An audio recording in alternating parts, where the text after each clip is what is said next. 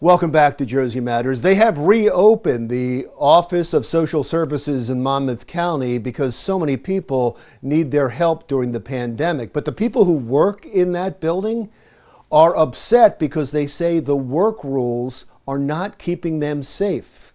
Here is my interview with Jenelle Blackmon from the Communication Workers of America. Thank you so much for joining us today. I wanted to talk about Monmouth County, and you have an unfair labor claim against them. What is the problem?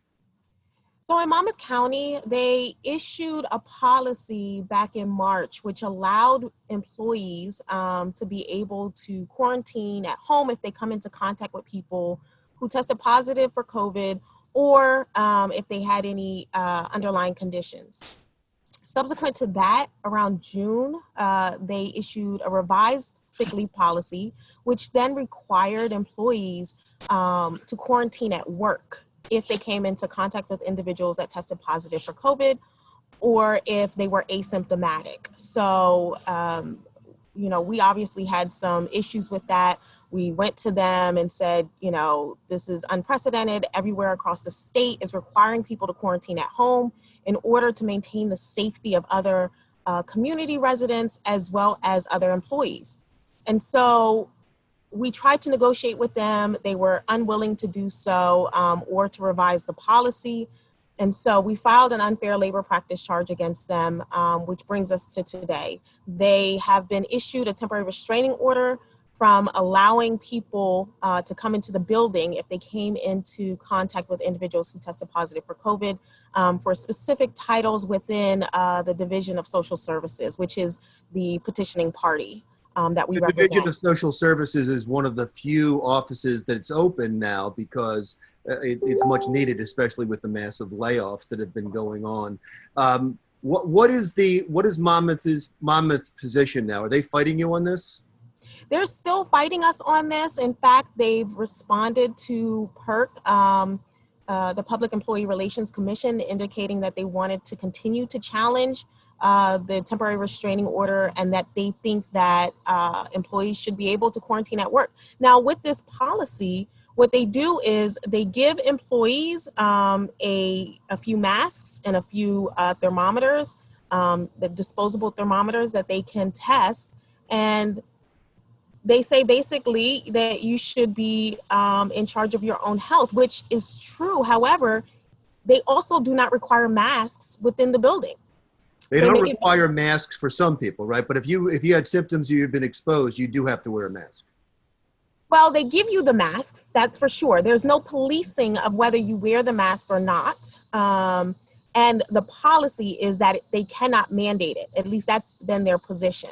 So they've got people who potentially are not wearing masks. They've got people who are coming in who have been potentially exposed to COVID positive individuals. And they also are not sequestering or putting any barriers around these employees who are coming in with possible, affiliations or associations with tested positive individuals. How many workers does your union have in Monmouth County that are affected by this? We have approximately 300 employees. And these employees at the Division of Social Services has, as you mentioned, been on the front line since the beginning of this pandemic. They make sure that people get their benefits and things of that nature. And they have not in any way tried to not come to work or perform, crucial services to the county of Monmouth County. But they unfortunately are being put in a very unsafe situation. Is this work they could do at home? Yes. So what we have found, not only in other counties around the state of New Jersey, but also in Monmouth County, they have allowed certain employees to work from home remotely with VPN access and do the exact same work and services delivered, regularly. And they have the ability to do that. They have seemingly picked and chosen who is eligible for that VPN access, even though even our secretaries are able to do much of this work at home. The attorney representing Monmouth County has already said that no matter what the decision is, if it goes against them, they're going to appeal this. Correct. So they're not going to give up the fight on this. Why are they so dug in? You've had conversations with them. Do you understand why they're doing this? I had a conversation with the county administrator, and I'm not exactly sure I understand it, other than she tells me that they're following CDC guidelines. But CDC guidelines does not tell people that they have to come to work if they've been in contact with individuals that have tested positive for COVID and potentially put people at risk. So other than saying that they are following the policy, I don't really understand their position. So the Public Employees Relations Commission issued the stay on this for 30 days, right? So you're going to hear by the end of the month? Correct.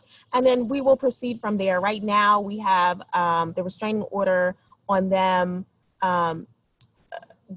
ensuring that people who previously had work from home access continue to be able to do that, and that if anybody in those positions come into contact with individuals who test positive for COVID, they should quarantine at home and not at work. And if PERC rules against you, are you going to also continue your fight? Yes, we will, because our position is not necessarily one that's adversarial against the county. Our position is to keep people safe.